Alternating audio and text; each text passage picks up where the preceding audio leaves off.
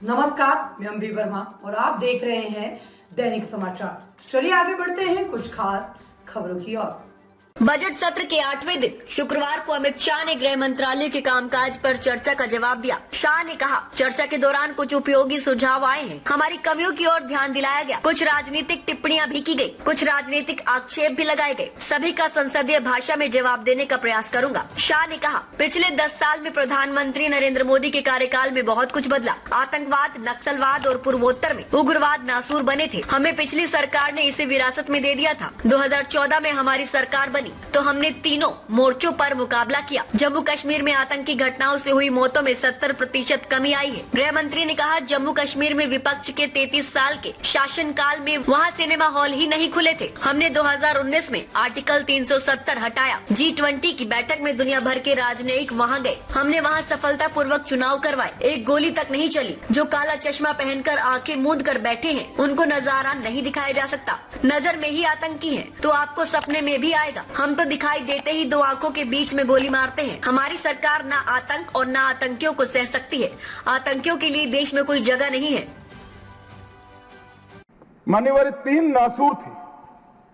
जम्मू कश्मीर की समस्या, वहां टेररिज्म की समस्या, वामपंथी उग्रवाद जो तिरुपति से पशुपतिनाथ का स्वप्न देखते थे, और तीसरा समस्या था उत्तर पूर्व का उग्रवाद, नॉर्थ ईस्ट का उग्रवाद। इन 3 समस्याओं का टोटल लगाएं तो लगभग 92,000 इस देश के नागरिक 4 दशक में मारे गए माने। और एक तीनों समस्या के संपूर्ण उन्मूलन के लिए एक सुनियोजित प्रयास कभी नहीं हुआ था, जो नरेंद्र मोदी जी ने चुनकर आने के बाद। मैं सबसे पहले कश्मीर की बात करूंगा मान्यवर।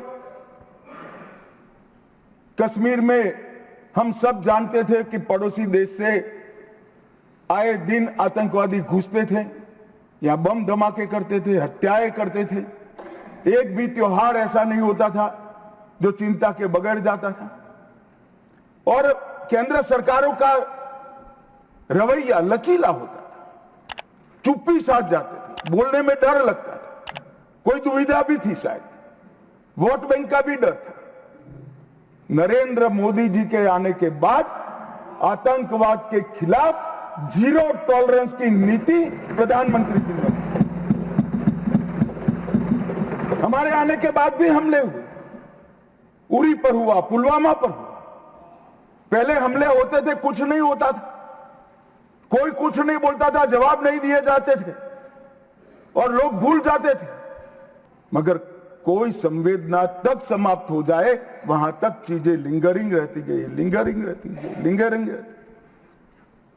मोदी जी के आने के बाद उरी और पुलवामा में हमला हुआ।